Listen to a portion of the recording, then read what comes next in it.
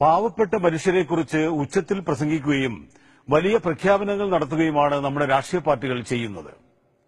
ഇതിൽ നിന്ന് വ്യത്യസ്തമായി മലപ്പുറം ജില്ലയിലെ മുസ്ലിം ലീഗിന്റെ പ്രവർത്തകർ ഒരു നല്ല മാതൃക കാണിച്ചു തരുന്നു.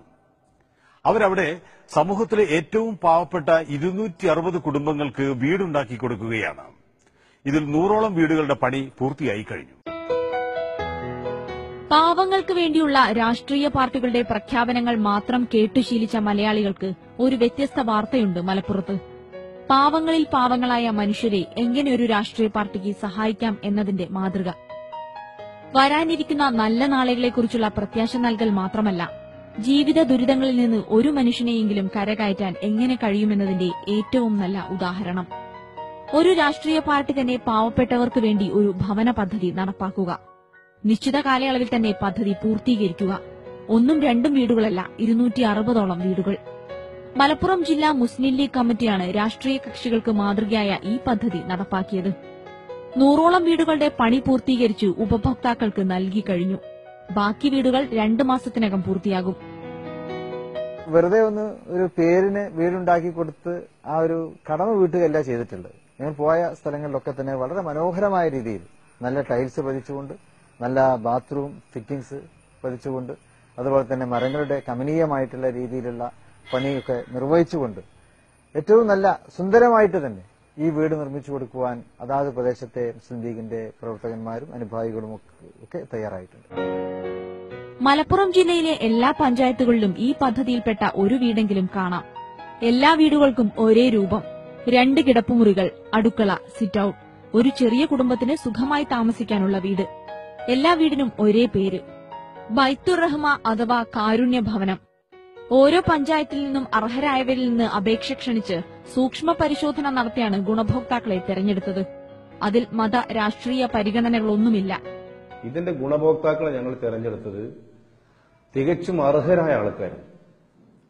അവിടെയും വളരെ പ്രത്യേകത, ഈ ജാതിയോ മതമോ കക്ഷിയോ രാഷ്ട്രീയോ ഒന്നും നോക്കാൻ പാടില്ല. അർഹതപ്പെട്ട ആൾക്കാർ, അത് ആരാണെങ്കിലും അവർക്ക് വീട് കൊടുത്തിരിക്കണം.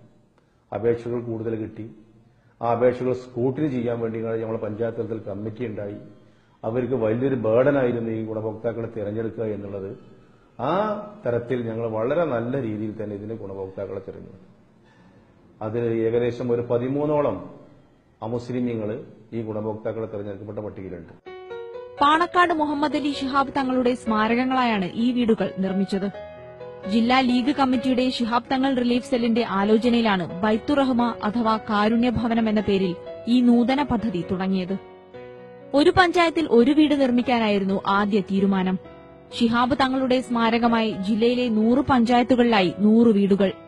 ഉദാരമതികളിൽ നിന്ന് സംഭാവന സ്വീകരിച്ചും പാർട്ടി പ്രവർത്തകരുടെ വരുമാനത്തിൽ നിന്ന് ഒരു നിശ്ചിത തുക പിരിച്ചെടുത്തുമാണ് ഈ പദ്ധതിക്കുള്ള തുക കണ്ടെത്തിയത്. പ്രവർത്തനം തുടങ്ങിയതോടെ അഭൂതപൂർവമായ പ്രതികരണമാണ് ജനങ്ങളിൽ നിന്നുണ്ടായത്. പലരും ഈ നല്ല കാര്യത്തിന് സഹായവുമായി മുന്നോട്ട് വന്നു. ചില പ്രാദേശിക കമ്മിറ്റികൾ 1ഉം 2ഉം കടന്ന് 20 വീടുകൾ വരെ നിർമ്മിക്കാമെന്നായി. തിരൂർ BP അങ്ങാടി സഹീദ് ശിഹാബ് റിലീഫ് സെൽ 20 വീടുകളാണ് നിർമ്മിക്കുന്നത്.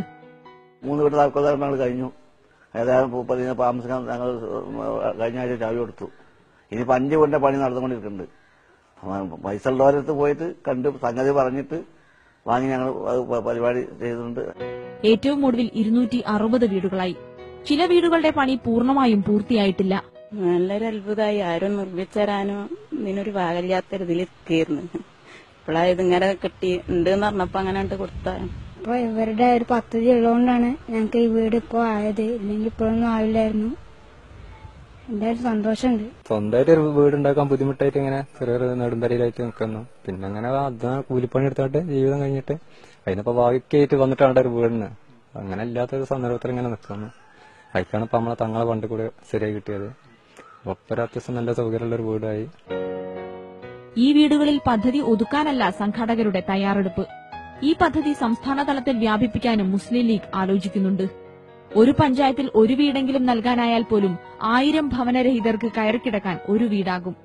അതൊരു വലിയ നേട്ടം തന്നെയാണ്. മറ്റു രാഷ്ട്രീയ പാർട്ടികളും ഈ മാതൃക പിൻപറ്റിയാൽ കയറിക്കിടക്കാൻ ഒരിടമില്ലാതെ റോഡരികിലും കടവരാന്തകളിലും കഴിയുന്ന പാവപ്പെട്ടവർക്ക് ഏറ്റവും വലിയ അനുഗ്രഹമാകുമത്.